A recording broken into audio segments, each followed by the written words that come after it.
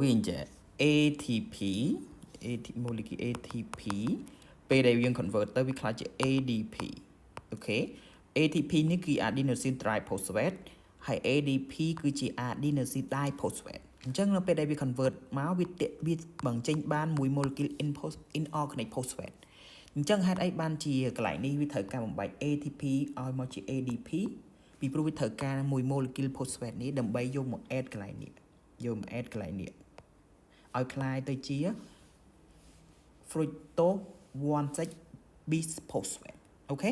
fructose 1,6 bisphosphate អញ្ចឹង molecule នេះនឹងបាន fructose 1,6 bisphosphate អញ្ចឹងយើងសង្កេតឃើញថានៅក្នុងដំណាក់កាលដំបូងគេហៅថាជាដំណាក់កាល preparatory phase ឬក៏និយាយឲ្យទូទៅកន្លែង glycine ដូច Rossi អញ្ចឹងដំណាក់កាលដំបូងគេហៅអាចហៅបានមួយទៀតថាជា energy ATP investment គឺវាវិនិយោគ ATP ពី molecule 1 2អូខេ1 2អញ្ចឹងវាដាក់ molecule ATP ជា molecule ថាមពលនឹង2ចូលទៅអញ្ចឹងយើងអត់បានទទួលថាមពលទេនៅ phase ដំបូងហ្នឹងប៉ុន្តែនៅ phase បន្ទាប់នេះជា phase ទី2គេអាចហៅថា pay off phase ឬក៏ energy investment energy production គឺវាបញ្ចេញនៅ molecule ATP មកឲ្យយើងត្រឡប់មកឲ្យយើងវិញចំនួន4អញ្ចឹងយើងដាក់ចូល2វាបញ្ចេញឲ្យយើង4អូខេ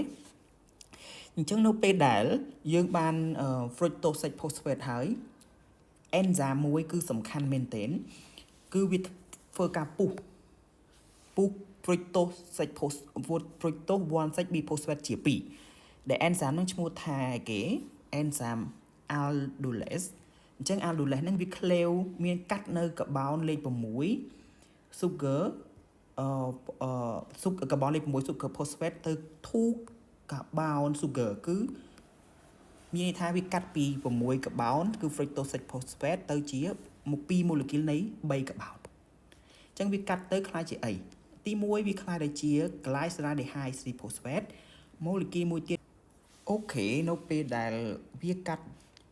fructose 1,6 bisphosphate ជា2 molecule ទី1គឺអីគេ glyceraldehyde 3 phosphate ទី2គឺ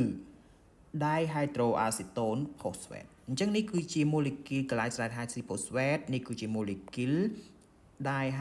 dihydroacetone phosphate អញ្ចឹងនៅពេលដែល2 molecule ហ្នឹងគឺមានតែ molecule មួយទេដែលអាចចូលទៅក្នុង phase ទី2គឺ energy production គឺ glyceraldehyde 3 phosphate glyceraldehyde 3 phosphate នេះយើងអាចសរសេរ G3P ទេកាត់ណាចំពោះ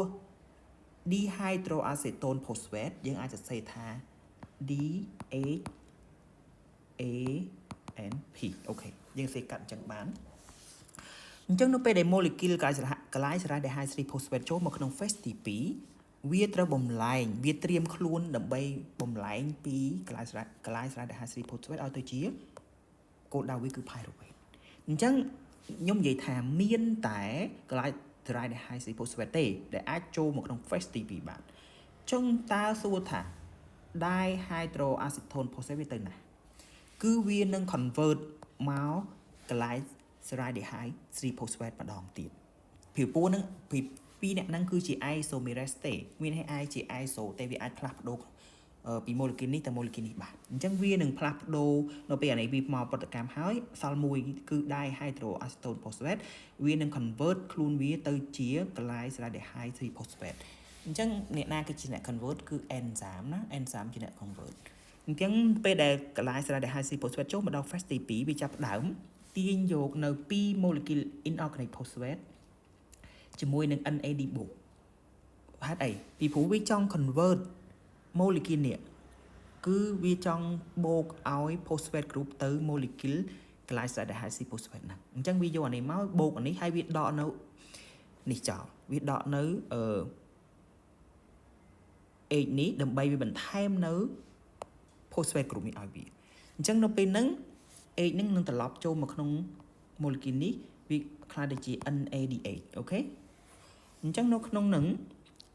វាបំលែងពី glyceraldehyde 3 phosphate ឲ្យទៅជា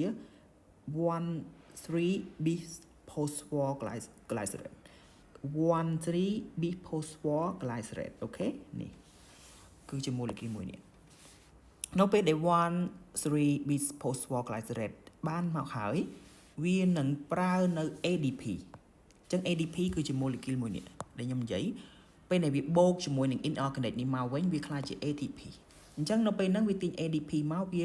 convert ឲ្យផ្ដាច់ចេញនៅ phosphate group មួយចោលគឺផ្ដាច់អានេះចេញមកឲ្យវិញគឺ convert ADP នេះទៅជា ATP អញ្ចឹងវាខ្លាចទៅជា molecule ថាមពល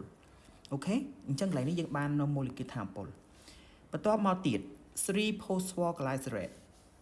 3 phosphoglycerate នឹងបំលែងខ្លួនវា